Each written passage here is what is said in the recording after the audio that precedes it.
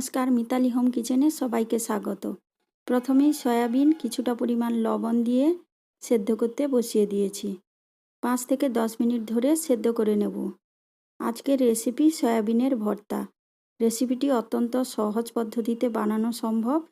বাড়িতে অবশ্যই একবার ট্রাই করবেন।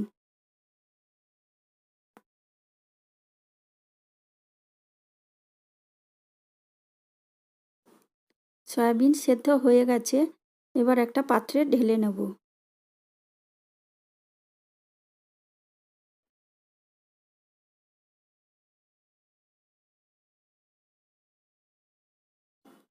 অপরদিকে ভাজা বাদাম নিয়ে নিচ্ছি 2 মুঠো পরিমাণ। একটা মিক্সি নিয়ে নিচ্ছি, মিক্সির মধ্যে এবার দিয়ে দিচ্ছি ঠান্ডা করে রাখা সয়াবিন। আর ওই ভাজা বাদাম এর মধ্যে দিয়ে দিচ্ছি। এবার কোনোরূপ জল ছাড়া মিক্সিতে পেস্ট করে নেব।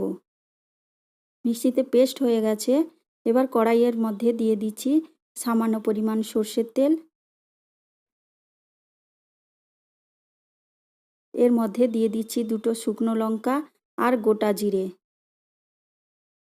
আর সামান্য পরিমাণ কালো জিরে অ্যাড করছি। এবার দিয়ে দিচ্ছি আদার পেস্ট, রসুনের পেস্ট 1/2 চামচ পরিমাণ, আর দিয়ে দিচ্ছি কুচনো পেঁয়াজ। খুব ভালোভাবে তেলে ভেজে নেব। পেঁয়াজ ভাজা হয়ে গেছে, এবার এর মধ্যে অ্যাড করছি একটা বড় সাইজের টমেটো কুচি। টমেটোকেও এখানে হালকা করে ভেজে নেব।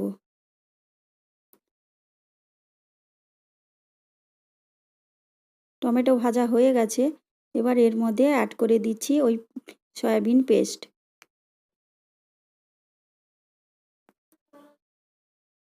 ক্রমাগত নাড়াচাড়া করতে হবে।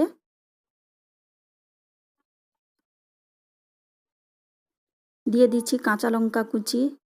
এখানে আপনারা চাইলে রেড চিলিও দিতে পারেন। প্রত্যেকবারের মতো আবারও বলছি, আমার রেসিপিগুলো ভালো লাগলে অবশ্যই আমার চ্যানেলটিকে সাবস্ক্রাইব করে পাশে থাকবেন। এবার এর মধ্যে অ্যাড করে দিচ্ছি ভাজা জিরে গুঁড়ো, সামান্য পরিমাণ হলুদ গুঁড়ো,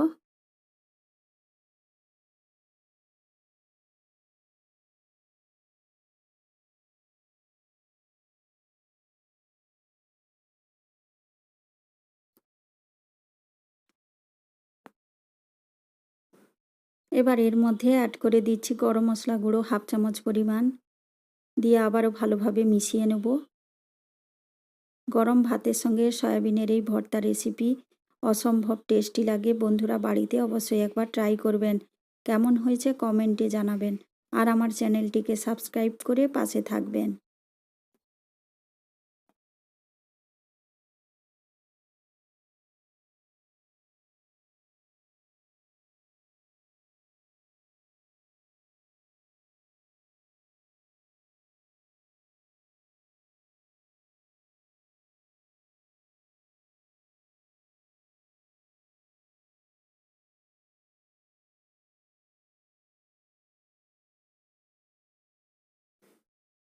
সবশেষে এখানে অ্যাড করে দিচ্ছি সামান্য পরিমাণ চিনি।